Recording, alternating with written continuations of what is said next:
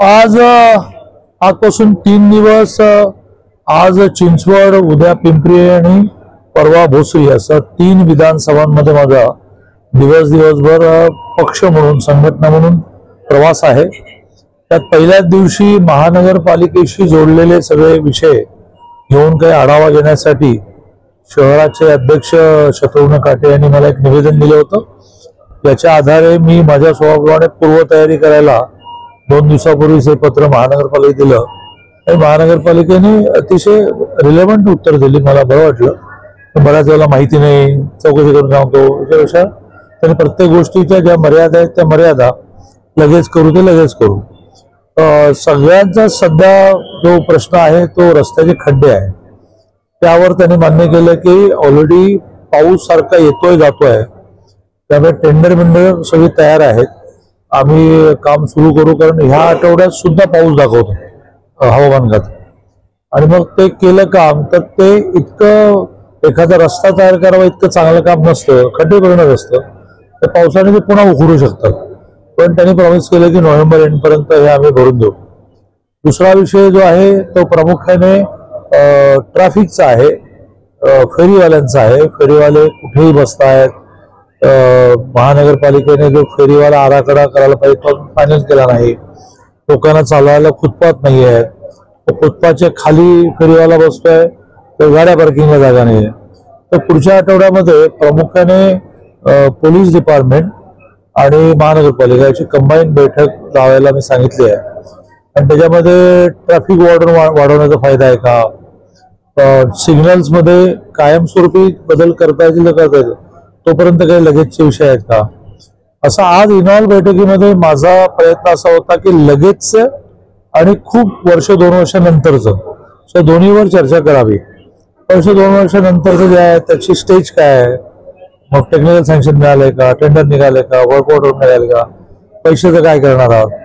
लगेचच्या विषयामध्ये ट्रॅफिक आणि रस्त्याचे खड्डे हे 2 माझे विषय होते।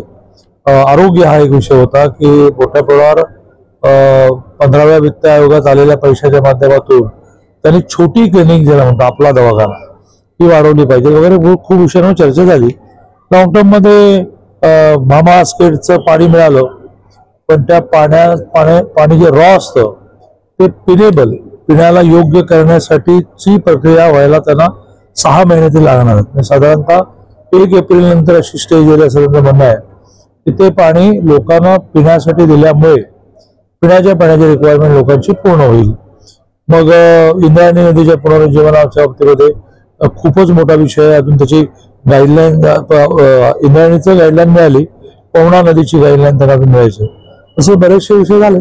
तर काय सांगाल, पिंपरी चिंचवड महानगरपालिकेच्या निवडणूक डोळ्यासमोर ठेवून भारतीय जनता पार्टीने अजित पवार, पार्थ पवार यांच्यावरती अशा म्हणजे हे प्रकरण काढलेलं आहे असं काही नागरिकांमध्ये बाहेर चर्चा चालू आहे। जे न देखे रवी ते देखे पत्रकार, सूर्याला जे दिसत नाही ते पत्रकाराला दिसतं। आपण त्यामुळे कालपासून तुम्ही पत्रकारांनी हा एक आपला अंदाज मार्केटमध्ये टाकला आहे की महानगरपालिकेच्या निवडणुकीमध्ये अजित पवारांना दणका देण्यासाठी देवेंद्रने खेळले, असं काही नाहीये।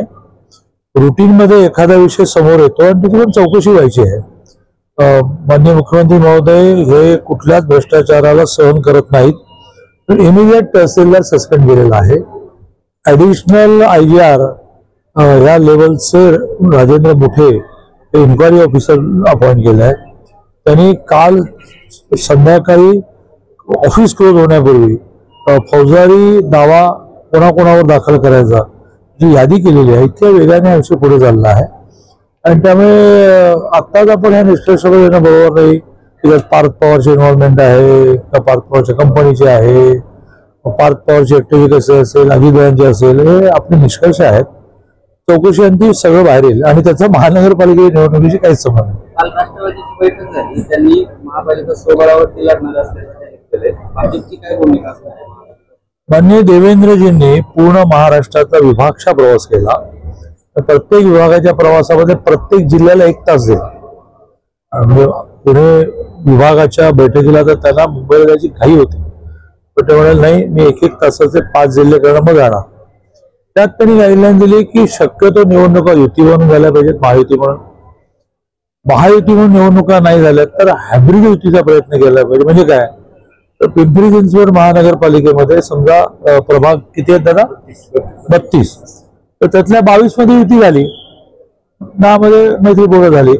पण अधिकाधिक ठिकाणी ती हायब्रिड युती करण्याचा प्रयत्न करा जिथे शक्य नाहीये. आपली ताकद आहे त्यामुळे शक्य नाही, सहयोगी पक्षाची ताकद नाही म्हणून शक्य नाही, तिथे तुम्ही स्वबळावर लढा, अशी क्लिअर गाईडलाईन आम्हाला मिळाल्यामुळे मी गेले आठवडाभर नगरपालिकांच्या साठी जो प्रवास करतोय त्यात ईश्वरपूरमध्ये युती आहे, मग पुढे गेलो तर आष्ट्यात आहे, शिराळ्यात आहे, पण तासगावमध्ये नाही. पुढे गेलो तर विट्यामध्ये नाही, पुढे गेलो तर आटपाडीत नाही. हेच आम्ही कोल्हापूर जिल्ह्यात आलो तर मग कागलमध्ये आहे, पण मुरगुडमध्ये नाही. तर असा तो लोकसभा आणि विधानसभा ह्या टाईट सीट डिस्ट्रीब्युशन करायचं असतं. अगदी ते युतीला मजा नाही, एखाद दुसरीच मैत्रीपूर्ण लढायची असते. पण स्थानिक स्वराज्य संस्थांच्या निवडणुकांमध्ये कार्यकर्ता जो राबतो त्याला न्याय देणं हे महत्वाचं असतं. त्यामुळे बऱ्याच ठिकाणी युती नाही असं होईल, पण ती मॅक्झिमम ठिकाणी करा, असाच मेसेज आम्हाला देवेंद्रने दिलेला आहे.